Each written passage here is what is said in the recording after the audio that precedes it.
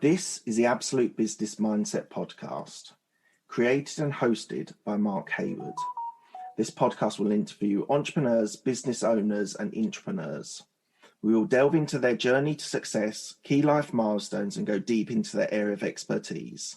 Get ready to learn from other successes and failures. Today we have Arjun Rai, who is the founder and CEO of HelloWoofy, which is a smart market dashboard for underdogs. Hello, Arjun. How are you?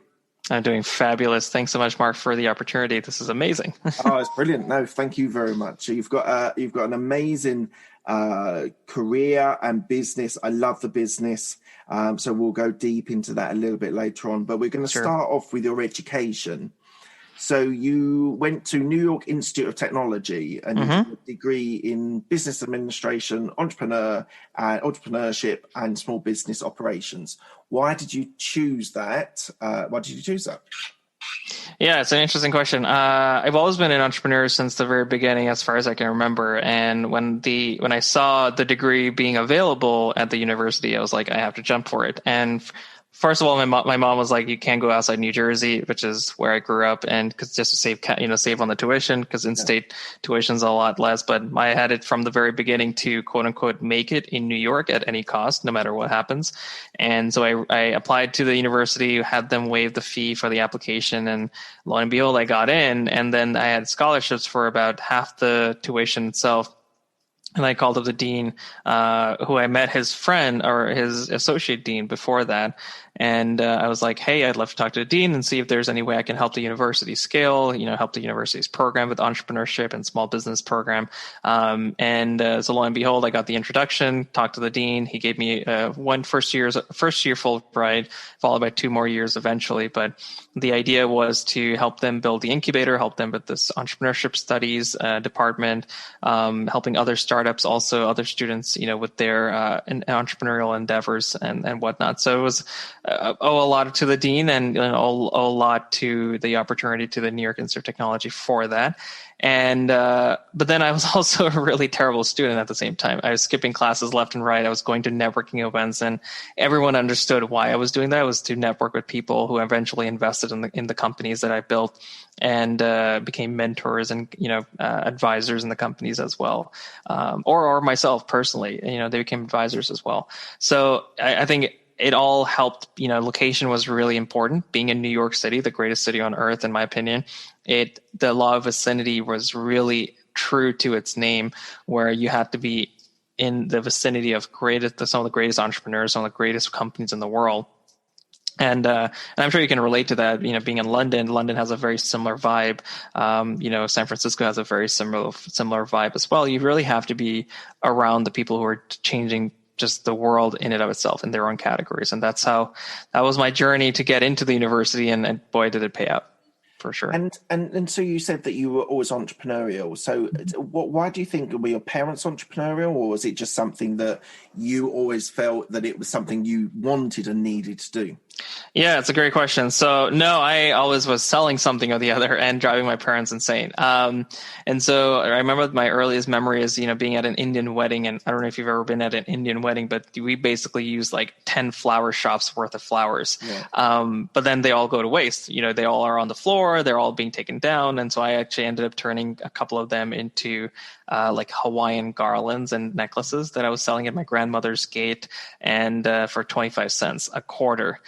And I talk about this story often because it's funny. I was selling it for 25 cents. I was selling a garland, which I don't even know what the CAC was, customer acquisition costs, or the cost of goods to produce. But it was at my grandmother's gate in India, which, it doesn't even have the quarter as a part of its currency, as you know. And so it was hilarious. And I was selling that. And then, I was selling, furniture that my mom and my dad were throwing out because we were moving from Colorado to somewhere else. And so I had this giant billboard that I made out of cardboard facing this, a very busy street, and people were coming up and were like, oh, so I can get the table for 25 cents a quarter. And so I was, and my mom was coming back with Chinese food from somewhere. And she was like, what is going on here? Go away. And so anyway, so that was like when I was a kid. And then, one thing led to the other. I ended up, working on a project in high school that was a startup. I ended up doing my own agency, working with other startups in college, and that led me to the next venture-backed company. And then, after learning how not to run a venture-backed company, I learned quickly how to run a venture-backed company or just build a product, raise capital, and that's what HelloWoofy has become. And so do you think the course that you did, you said you didn't necessarily attend all the courses, all the teaching, but do you think the course was actually enabled entrepreneurship, or do you think it sort of didn't help entrepreneurs enough that studied? Yeah. Great question. I think the curriculum and education in general has to be updated across the world, and not just, in a specific university or environment. I will say my dean was very ahead of his time. He was also a rock star in his former life, like a legit rock star. Wow. So I always like people who are from different walks of life and combine the mentality of that. And I think I saw that firsthand at the New York Institute of Technology. But having said that, there were definitely certain, individuals who were teaching, curriculums and, sharing knowledge that would have really been great for 20 years ago, maybe 10 years ago, but they were not up to standard or up to par with what was happening in the real world of venture capital and building startups and IPOing and things like that. There were certain programs that allowed me to go to more events than not. There were experiential programs and things like that encouraged students to go into the city, attend networking events, attend conferences. The school would pay for the events in many cases, or at least subsidize the cost of it in many cases. So I was very grateful for that.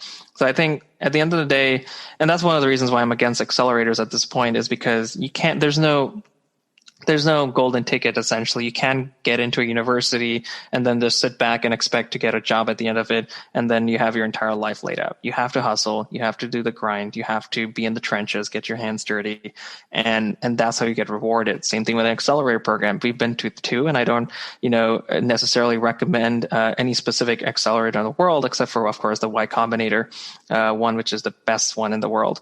And the reason I do say that is because you can't expect it to be a golden ticket for a startup. You go in and then you just sit back and raise capital easily. You get customers easily. No, you have to work your A asterisk off, and the results are going to be how much you put in, you get that much out.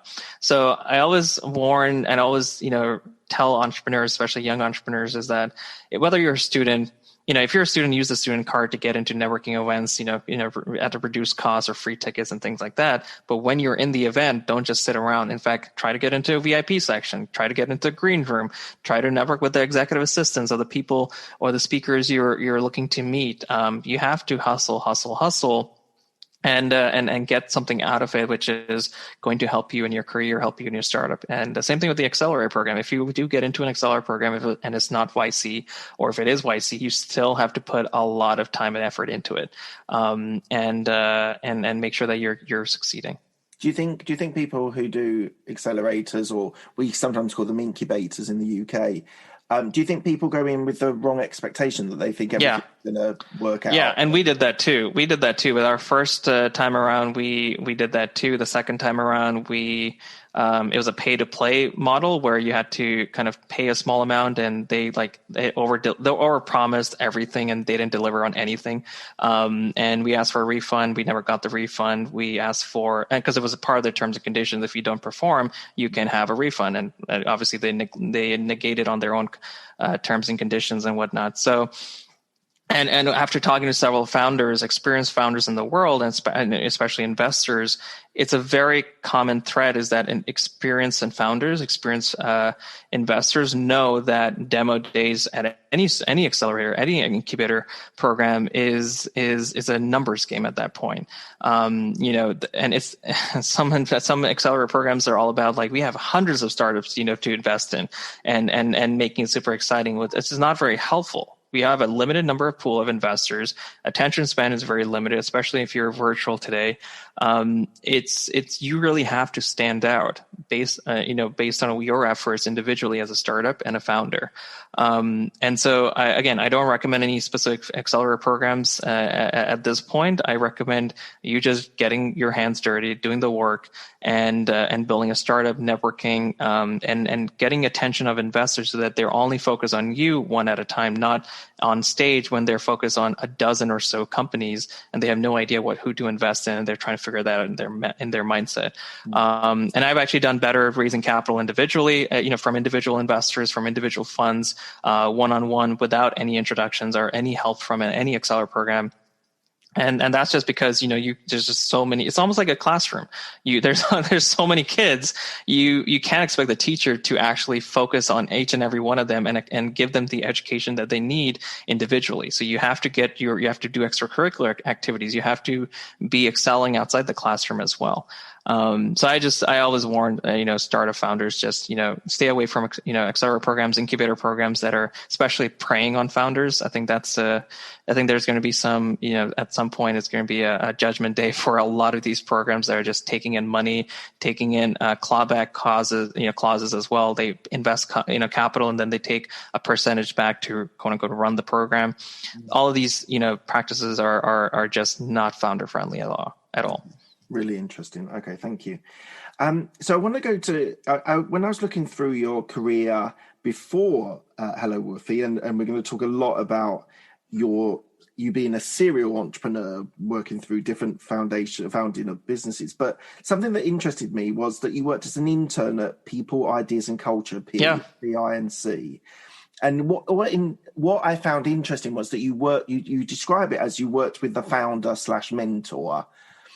Yeah, Domenico Vitale. He was a great guy. He's still a great guy. He's a great, human being. And I think one of the things that helped interning, and that was one of two internships I did that summer. And it really helped me ideate on how an agency functions.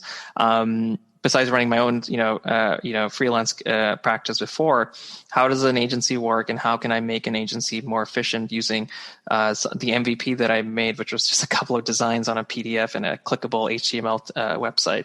And so it really did help. And Domenico taught me a lot about copywriting, about ideating art direction and things like that. It was only a summer long, but he definitely helped me out a lot from a path perspective. Yeah, I thought that was interesting that you said that he was a mentor of yours. Okay, so we're going to jump straight into your entrepreneur businesses. So you created a social media agency, Fuelbright. Mm-hmm. So tell me a little bit about that, why you set it up, what the inspiration was, and what the need that you were supplying.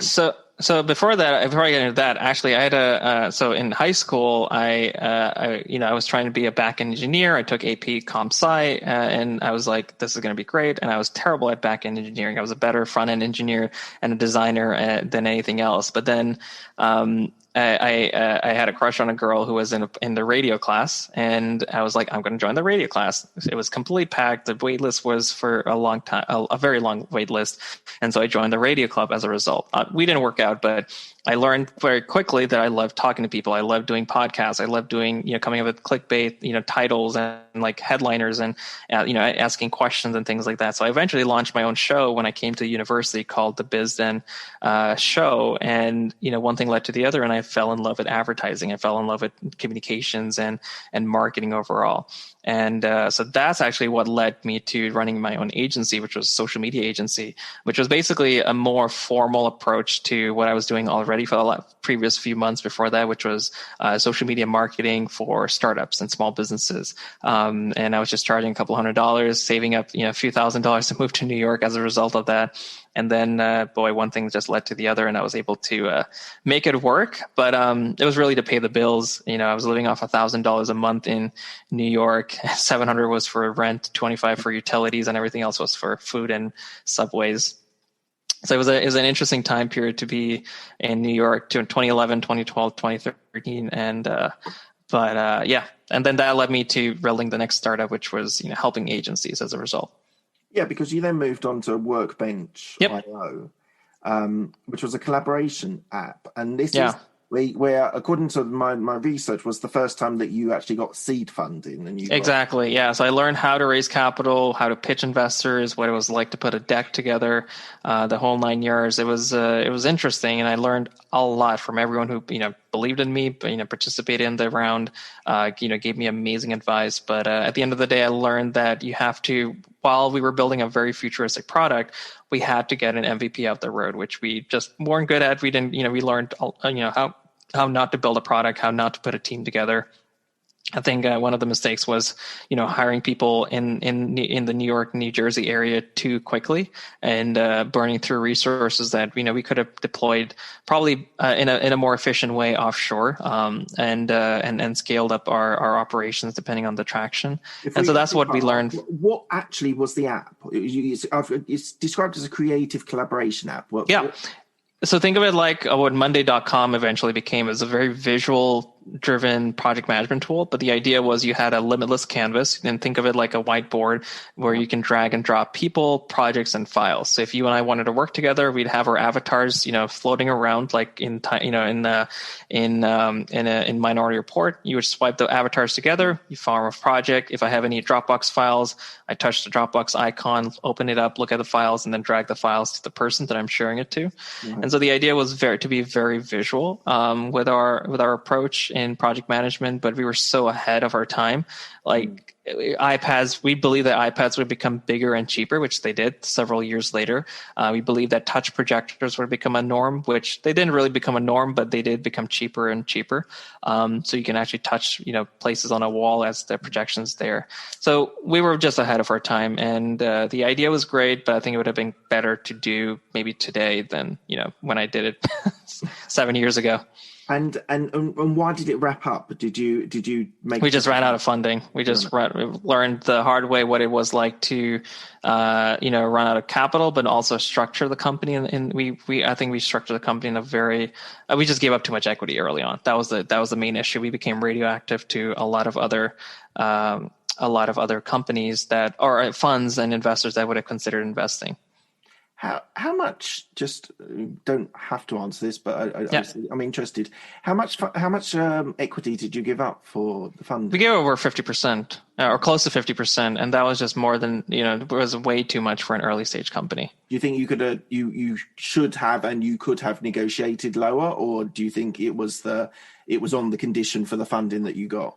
Yeah, it was a condition of the funding we got, and some of the promises, like tech team being available, a lot of the expenses that we would have had to incur, being taken care of. So they did help. The fund that we raised from did help a lot with some of it, but I think it was an overall just we could have done better in hindsight overall. But I just learned. You learned, and I used those lessons in the next thing that I ended up doing, which was HelloWoofy.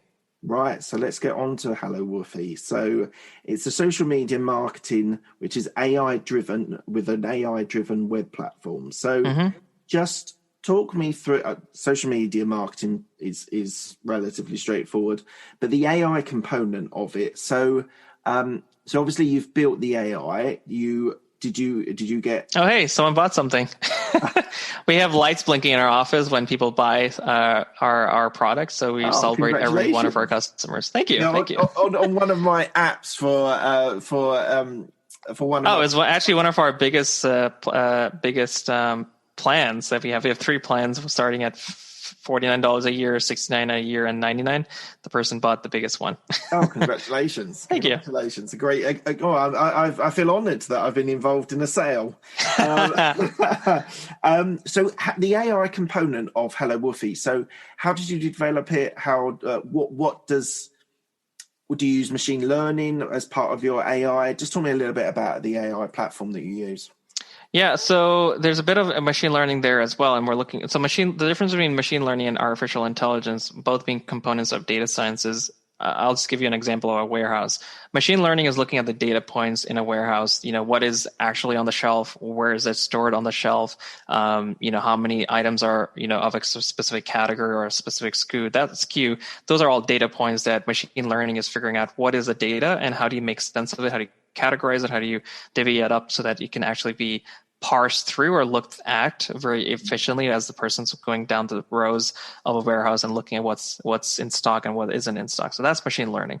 Artificial intelligence is now figuring out when, someone orders something and someone is looking for something else, how can we recommend the products? Or if the person bought a pair of socks, what is the likelihood that the person is going to buy a pair of pants along with the socks or shoes with it, right? So then configuring the warehouse in such a way using the data, which is machine learning, then configure in such a way that based on the insights that we already know, that the software is able to say, okay, this pair of socks is here. Let's make sure that the pair of socks are nearer to the shoes, so that the probability of this happening with that is 90% of the time. So in our case, the artificial intelligence that we have is obviously we've taken a look at 200 million data points, and the data points consists of, just like the warehouse example, emojis that are being used, hashtags that are being used, the words that are being used with one another, even the images that are being used with one another.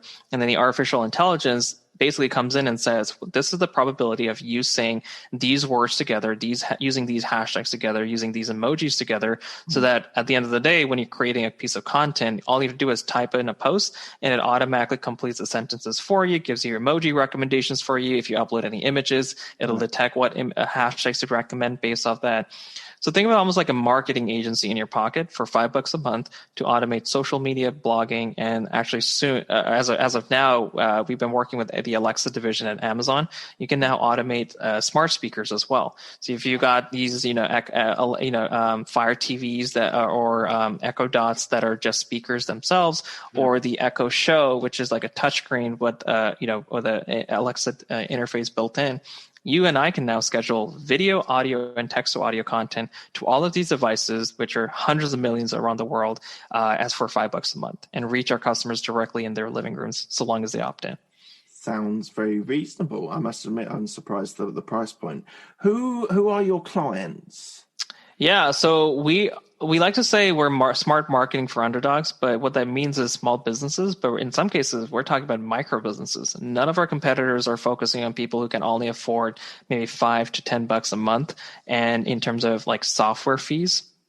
But in our case, we're able to build a business that is very affordable, can 10x the delivery of on the social, blogging, and smart speaker side.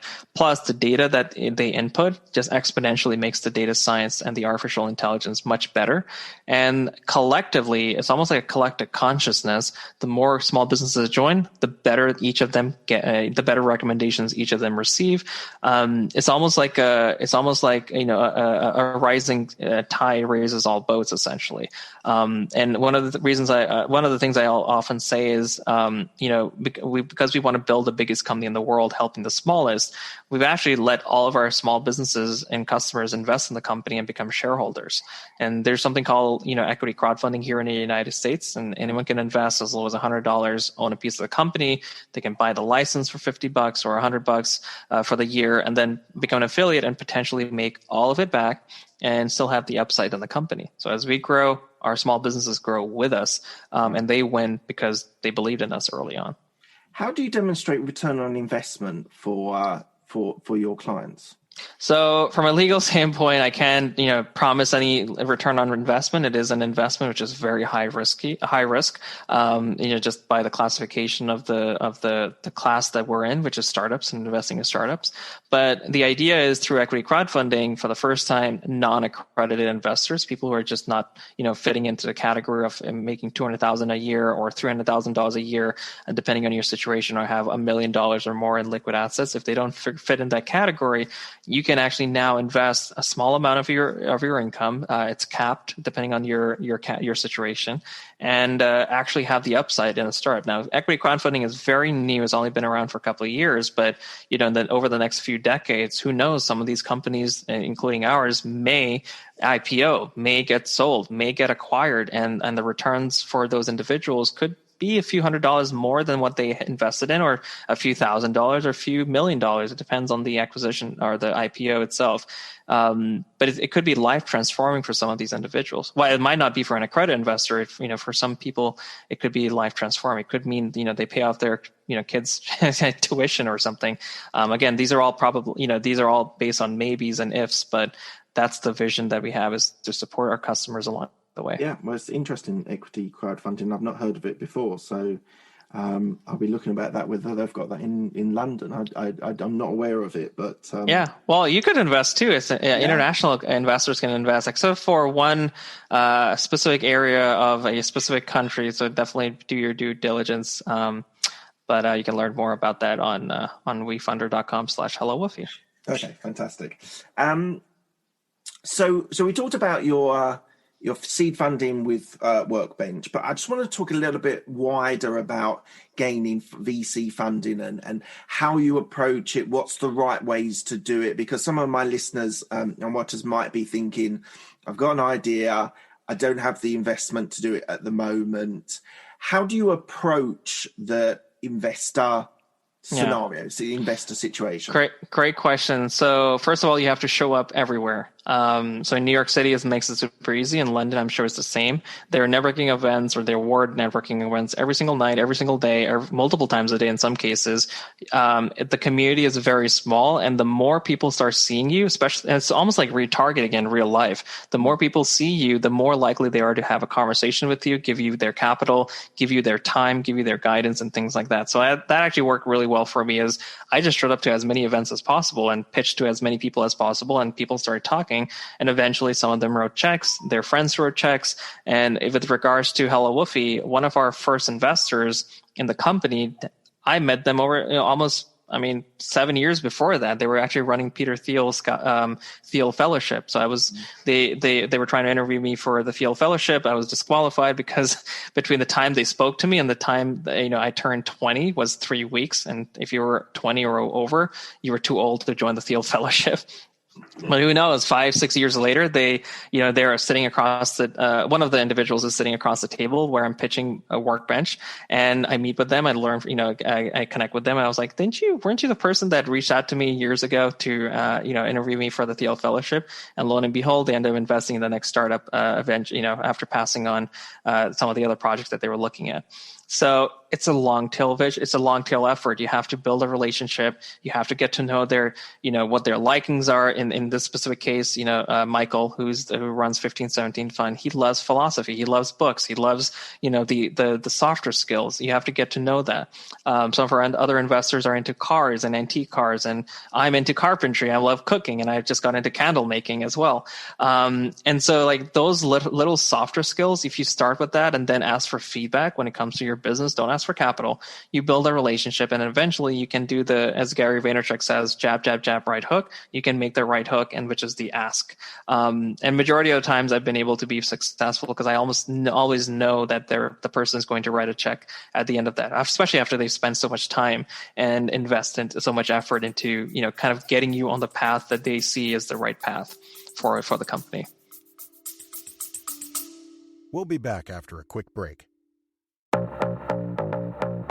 Hi, I'm Alex, the host of X Health Show. Meet the future of healthcare. Think X-Men, that's X Health. Actual superheroes behind programming living cells to cure cancer once and for all. Tech that detects preterm delivery in seconds, brain-computer interface, or apps that employ AI to match your disease with the best treatment. X Health Show brings to you visionaries who push the boundaries of healthcare from Switzerland, the heart of Europe and the most innovative country in the world. Let me introduce you to their startups. Head to X Health Show, meet the future of healthcare. Happy to greet you there.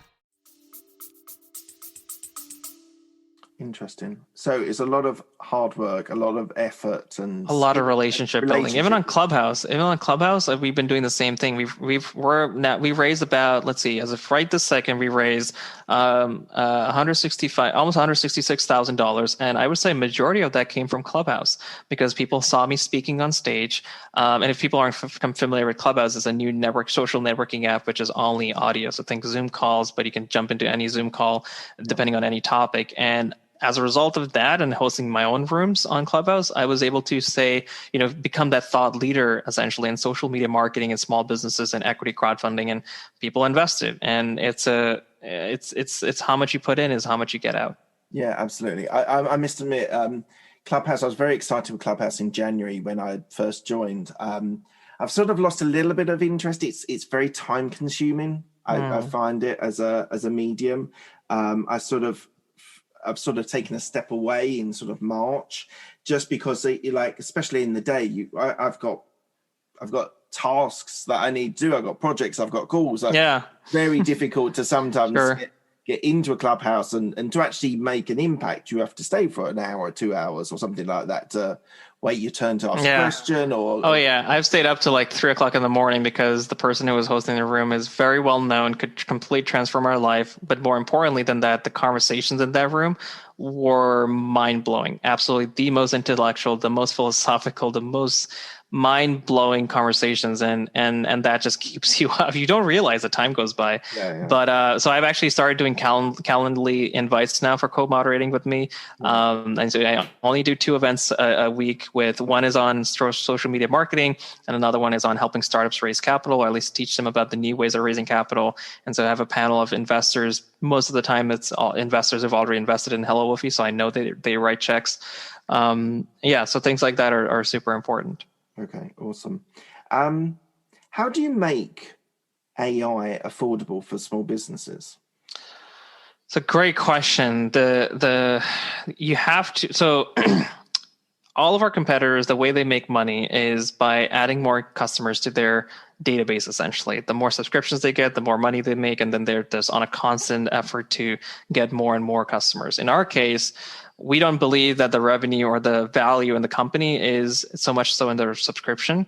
And so we reduced the cost of it down to $5, $4, $6, $7, depending on what your plan you're in, so that we can actually, the data, which is exponentially making the AI better and better. We believe that the AI is the bulk of our IP, the bulk of are essentially the upside in the company, and we let the cost savings go to the customer as a result, because we want them to feel that they're able to put in a lot of content, get a lot of recommendations as a result of that. And at the end of the day, because more and more customers join collectively as a collective consciousness, everyone benefits, because everyone gets better insights, everyone gets better recommendations as a result. And that is the value, that is the monetary value in HelloWoofy from a shareholder perspective, from a company perspective, from just a general startup perspective.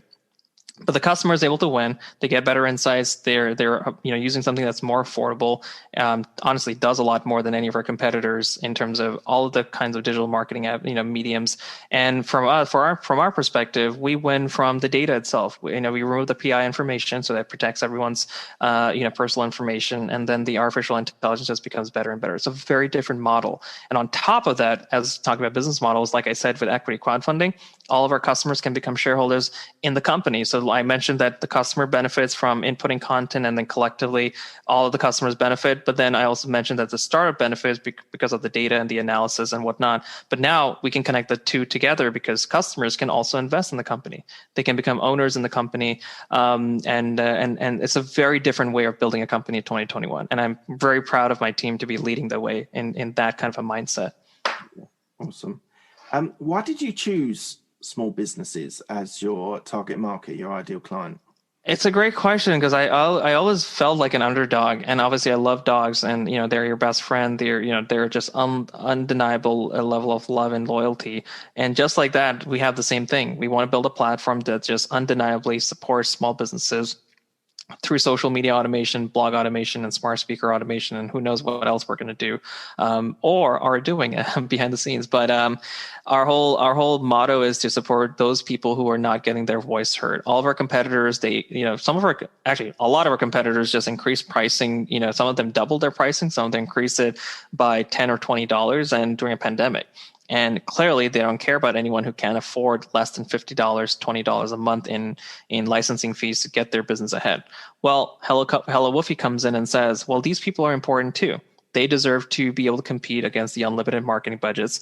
And honestly, many of these small businesses are micro businesses. They're one-man shops, they're one-man podcasts, they're one-man, coaches or women, and they're looking to expand their business as well. A lot of them have been furloughed, recently, and now they're looking to take their expertise in corporate America, corporate, jobs, and reinstate that into a consultancy. Now they need to promote their consultancy online. How do we support them? Well, they can go to our competitor and spend $50, $200 a month, because they have no idea what the upside is. In our case, $5 a month, $6 a month, depending on what you pay, the tier you have, plus you can own a piece of the company. It's a no-brainer for a lot of our customers. Thank you.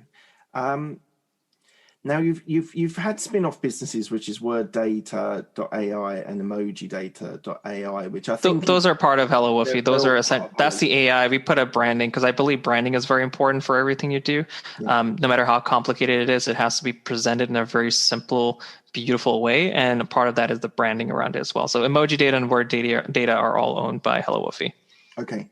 And that is more along the developers, working with developers rather than... Correct. Building a community around the developers. Eventually, obviously we use our own API, we use our own artificial intelligence, but eventually the developer community can also benefit from the research that we're doing to further their products and services, their platforms as well. So who built the AI for HelloWoofy? 90% of what we end up presenting on the dashboard is built in-house. 10% is using off-the-shelf Google technology, Microsoft technology, or other platforms, but 90% of it is built in-house for sure. Okay, so how many employees do you have? Well, we have a lot of contractors. We have full-time contractors, we have part-time or as-needed contractors, and so it depends on how much we need to scale up or scale down. But overall we have 15 people working on the company around the world.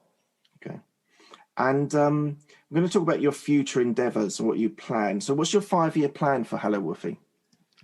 Well, if we can achieve this, if we can make this happen, I would love to list the company on an exchange. I think we grew 22,000% last year. We can grow even faster with the right funding, with the right products and services, and the right team, in which we have a great team. And so now it's just a matter of scaling this up even faster. If we were able to achieve that, that's where I'd like to be in the next 5 years, is listing it on an exchange. But again, that's just an if. And so maybe do your own due diligence if you're looking to invest in the company as a disclosure. But I as a result of that, if we are able to do that, we have about 2,600 investors so far. A lot of them are small businesses, our customers. We want each and every one of them to benefit as much as possible as we benefit from the market. So as you're scaling, are you developing systems and processes rather than bespoke stuff for your clients? No, it's going to be one dashboard for sure that benefits all of our customers across the medium, but it's going to benefit. I mean, if you take a look at our roadmap in the settings page under HelloWoofy, you'll see we have a lot more social media integrations coming up. We have a lot more blogging platforms coming up beyond WordPress and Medium. We have a lot more entertainment integrations coming up as well. Besides Amazon Alexa devices, we have and also messaging. I think messaging is going to be huge. We're looking at Slack to automate Slack as well. We're looking at SMS, Telegram, WhatsApp, because these are just different ways of how customers, our micro businesses, are doing business today. They're doing it in a very different way than they've ever done in the last decade, and so we want to automate all of it. As the founder, as the CEO, how do you juggle so many different things? So you've got your core business, but you've also got all of these potential pipelines, which you mentioned, Slack and SMS and various other things. How do you prioritize your current client base with the future, the potential pipeline? Yeah, it's a great question. And so someone asked me this yesterday on Clubhouse as well. And so my motto is spend 85 to 90% of your time and resources in things you know really well, and 10 to 15% of your time and resources in things you have no idea about, or might be moonshot projects or futuristic projects. And Jeff Bezos does a great job in this. He doesn't want to be brought back into the present. He wants to stay in the future, think about where Amazon's going in the future, and he wants to be completely customer obsessed in order to define those products and services that he or Amazon is coming up with. And similarly, in our case, 10 to 15% of the time is exactly that. Where is the industry growing? How can we let our micro small businesses get there faster than any of their biggest competitors with unlimited marketing budgets? So the Google Chrome extension came out of that. The smart speaker scheduler came out of that. And those are just products that are so futuristic, so amazingly, beautifully built, that none of our competitors have come close, especially for the price point that we're offering, which is $5 a month. And so that's my motto, is to, spend, a small amount of resources in things that could be moonshots. And I have the same philosophy in my personal life as well. 90% of my time goes into tech and marketing and venture capital, and 10 to 15% of my time goes into maybe fashion, real estate, cooking, and candle making. Like, you can learn so much about these industries and bring a little bit of that industry into your products and services. It's mind blowing, but you have to be open minded and disciplined at the same time. It's like, it's slightly differently, but along the similar sort of thing. One of my mentors that I worked with for a long time said that you should watch sort of how to play the guitar on YouTube, and just like, even if you don't have a guitar in front of you, the actual process of being taught and thinking about the hand movement and the sound and things like that actually can give you an advantage in business in a way that you might not necessarily automatically think it is. But there is always sort of transition skills between them. That's such a great point. I know Nikola Tesla used to do this as well, and I found it so fascinating when I heard about this. Is he would actually simulate inventions and situations in his head, and then once he did enough simulations and iterations, he would then actually build it. And I do carpentry, as in my free time, and I build stuff, and oftentimes I'll just simulate it, and I'll see the problems in my head as the pieces are moving, or the pieces are being fit together, or even the software when I'm designing it. I'm actually thinking about it from a UX perspective. What happens when I click here or click there, or a drop down menu comes in, or swiping and things like that. And then once I'm done, I'll actually go into Illustrator and build the thing, and then talk to my project manager and the designer to see how can we take this and make this work. And again, 90% of the time we actually talk to our customers about, whether this is, viable, if it's helpful and things like that. But 10% of the time we know that, asking the customer is not going to help, because they won't know that they need it until we show it to them and actually they see it. And a lot of the features in our product, HelloWoofy, were actually micro moonshots, essentially. We knew that it would completely transform the user's lifestyle when creating content, or letting the platform create content for them. And so, for instance, when you upload images, you can upload 30 images at a time. Obviously, people would have been like, yeah, I want to upload bulk images. But what we actually do is transcribe the images based on what's written in the content itself. And then we add hashtags for you automatically and emojis for you automatically. So that at the end of the day, in 2 seconds, you have all your 30 images ready to go as social media posts. Now, that would have been a very complicated thing to describe. But when I do the demo, people are like, holy beep. How much equity have you given up of HelloWoofy?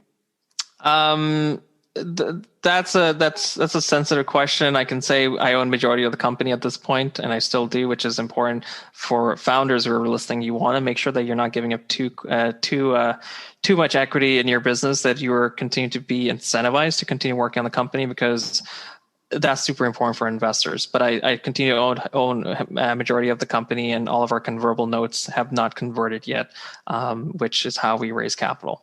Convertible notes and crowd saves. Okay, fantastic. All right, we're coming to the end of the interview. I asked the same 6 questions to all of my guests. They are quick-fire questions. They don't need quick-fire answers.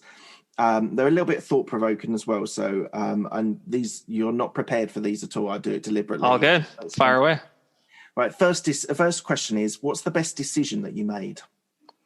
To put in $170,000 into a company without realizing when I'm going to get it back or when I'm going to be able to pay it off. I put down a lot of credit cards, and I emptied out my bank account in 2019 and between 2018 and 2019 to turn the company around. And we grew 22,000% last year. We did 200,000 in revenue. We'll probably do double that if around that this year. And sometimes you just have to jump off the cliff and build a parachute on the way down. Good answer. Or in this case, we went up. What's the best piece of advice you've been given? Start. If you haven't started yesterday, start now. Who's helped you most in your career?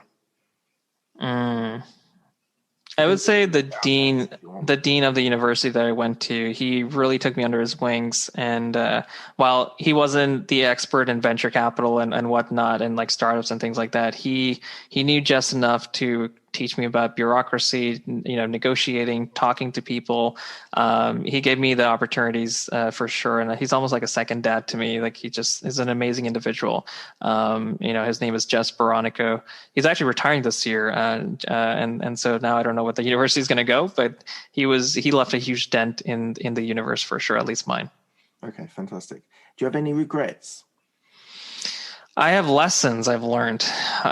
Lessons are key, and I would say every founder should be collecting all the lessons and taking lessons from other people, their mentors, so that you don't make the same. You don't find yourself in the same situations as your mentors, because at the end of the day, we rise on the shoulders of giants. And so, yeah, lessons. Okay, fantastic. What are you most proud of? I would say making it and continuing to make it in New York. That was my goal from the very beginning. And while I don't live off $1,000 a month anymore and the $700 rent, I'm continuously striving to become a better human being, become a better entrepreneur, better founder, a better son, all the whole 9 yards. My dad and I are a lot closer now as well, as my mom passed away about 1.5 years ago. So family is very important as well. So I would say just becoming a better human being overall and making it in New York and continuously making it in New York. Fantastic. What does legacy mean to you? How people think of you when you are no longer present. Or you're not present in the given situation or in general in life, how people remember you, what they connect you to, whether it's improving the environment, improving civilization, all of the work that I'm hoping to do in the future and will do in the future, or I'm doing at the moment. We believe we're working on civilization, things that will push civilization forward, which is why I always say, if you're going to do a startup, don't just do something that is 10% better. Do something that is a categorically different product. We're obviously in the social media marketing space right now with blogging and smart speakers. All of those things that we do is categorically different. Eventually, I want to get into space. Eventually, I want to get into education with my own version of Hogwarts for kids to, learn about how to build startups and get the funding they need to expand. So those are some of the things that I always think of. How can I push civilization forward into type 1? If you know type 1, type 2, type 3 civilization by Michio Kaku, how can we get people, the entire human race, into type 1? Okay, awesome. And where can people find you if they want to reach out to you? Oh, HelloWoofy.com, HelloWoofy.com. My email's there. Join our Facebook group, Content Masters. Tell us what we can do in terms of building a feature or building a product for your small business. We're always looking for feedback. And then if you do join the group, tell us a little bit about your small business, because we're always about supporting small businesses. Awesome. And you can invest as low as $100 into our WeFunder campaign and own a piece of the company for another couple of weeks. Actually, we're ending our campaign in end of April. So WeFunder.com/HelloWoofy. Fantastic. Thank you, Arjun. Thank you very much for your time today. Absolutely. Thank you. Thanks a lot.